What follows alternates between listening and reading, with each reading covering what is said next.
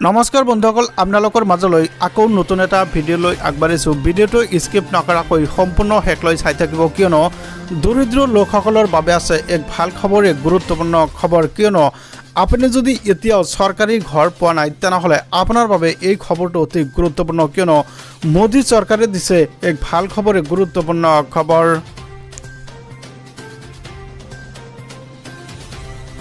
হয়, দৰিদ্ৰ লোকসকলৰ বাবে এই খবৰটো অতি জৰুৰী, কিয়নো আপুনি চৰকাৰী ঘৰৰ বাবে আবেদন কৰক। আপোনাৰ যদি কোনো পকী ঘৰ নাই তেন্তে শীঘ্ৰেই আবেদন কৰক চৰকাৰী ঘৰৰ বাবে। হয়, আপুনি যদি চৰকাৰী ঘৰ পোৱা নাই তেনেহ'লে আপোনাৰ বাবে এই খবৰটো অতি গুৰুত্বপূৰ্ণ খবৰ। আবেদন কৰিব লাগিব অনলাইন যোগে। বছৰি 3 লাখৰ পৰা 6 লাখ টকা পৰ্যন্ত আয়ৰ লোকসকলে আবেদন কৰিব পাৰিব এই চৰকাৰী ঘৰৰ পৰা। কেনেকৈ আপুনি আবেদন কৰিব, হয় আবেদনৰ প্ৰচেছটো কেনেকুৱা, সম্পূৰ্ণ ভিডিঅ'টো চাই লওক। প্ৰথমে পিএমআই পৰ্টেলত গৈ কৰিব লাগিব আবেদন। হয়, আপুনি যদি নাজানে তেনেহ'লে কিন্তু আপোনাৰ ওচৰত যদি চিএছচি চেণ্টাৰ আছে তাতে গৈ কিন্তু আপুনি আবেদন কৰিব লাগিব। আবেদন কৰাৰ সময়ত লাগিব আপোনাৰ Aadhaar card, bank passbook, PAN card, এই নথিপত্ৰসমূহ আপোনাৰ লাগিব। অনলাইন এপ্লিকেশ্যনত ক্লিক কৰি আপুনি আবেদন কৰিব পাৰিব। আবেদন কৰাৰ পিছতেই লাভ কৰিব আপুনি চৰকাৰী ঘৰ। যদি আপুনি চৰকাৰী ঘৰ পোৱা নাই তেনেহ'লে এই খবৰটো আপোনাৰ বাবে অতি জৰুৰী। আবেদনৰ পত্ৰ পূৰণ কৰি ছাবমিট কৰিব লাগিব।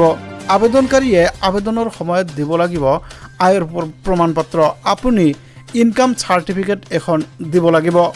আপোনাৰ লাগিব ৰেচন কাৰ্ড, পেন কাৰ্ড আৰু আধাৰ কাৰ্ড। এই নথিপত্ৰৰ আপোনাৰ প্ৰয়োজন হ'ব। সমান্তৰালভাৱে মোবাইল নম্বৰ, পাছপৰ্ট আকাৰৰ ফটো আপুনি আপলোড দিব লাগিব। এই ভিডিঅ'ৰ জৰিয়তে সম্পূৰ্ণ দেখুৱাই দিয়া হৈছে। ইয়াৰ বাবে প্ৰথমে আপুনি অফিচিয়েল হোম পেজলৈ যাব লাগিব। তাৰপিছত চিটিজেন এছেছমেণ্টত ক্লিক কৰিব লাগিব। সমান্তৰালভাৱে আপুনি কৰিব লাগিব। ইয়াৰ পিছতেই খোল খাব এখন নতুন পেজ। এখন নতুন পেজ খোল খাব। আপুনি সম্পূৰ্ণ শেষলৈ চাই থাকিব। PMAY-ৰ সময়সীমা 31 ডিচেম্বৰ 2024 চনলৈ বৃদ্ধি কৰি দিয়া হৈছে। PMAY-MIS.gov.in ত গৈ কৰিব পাৰিব আপুনি আবেদন। হয়, দুটা প্ৰচেছত আপুনি আবেদন কৰাৰ সুযোগ আছে। কোটি কোটি দৰিদ্ৰ লোকসকলৰ বাবে এই খবৰটো অতি জৰুৰী। শীঘ্ৰেই কোটি কোটি দৰিদ্ৰ লোকে লাভ কৰিব চৰকাৰী ঘৰ। আপুনি যদি এখন চৰকাৰী ঘৰ পোৱা নাই তেনেহ'লে এই খবৰটো অতি জৰুৰী। প্ৰধানমন্ত্ৰীৰ ঘোষণাৰ পিছতেই এই ভাল খবৰ কোটি কোটি দৰিদ্ৰ লোকসকলৰ। আপোনাৰ যদি পকী ঘৰ নাই তেন্তে আপুনি অতি শীঘ্ৰেই পকী ঘৰৰ বাবে আবেদন কৰাৰ সুযোগ আছে। ইফালে অনলাইন যোগে কৰিব লাগিব ইয়াৰ বাবে আবেদন। আপুনি অনলাইনত কিন্তু আবেদন কৰিব লাগিব। ইয়াৰ আগত কিন্তু অফলাইনতে আবেদন কৰাৰ সুযোগ আছিল। বছৰি আয়ৰ সময়সীমা হ'ল আপোনাৰ 3 লাখৰ পৰা 6 লাখৰ ভিতৰত আপোনাৰ আয় হ'ব লাগিব। আপোনাৰ নথিপত্ৰৰ প্ৰয়োজন হ'ব ৰেচন কাৰ্ড, পেন কাৰ্ড আৰু আধাৰ কাৰ্ড। ইফালে মোবাইল নম্বৰ আৰু পাছপৰ্ট আকাৰৰ ফটো আপোনাৰ আপলোড কৰিব লাগিব। হয়, এক ডাঙৰ খবৰ, এক গুৰুত্বপূৰ্ণ খবৰ। নমস্কাৰ, এই মুহূৰ্তে আহি পৰিছে ৰাতিপুৱাৰ কেইবাটাও বিগ ব্ৰেকিং নিউজ।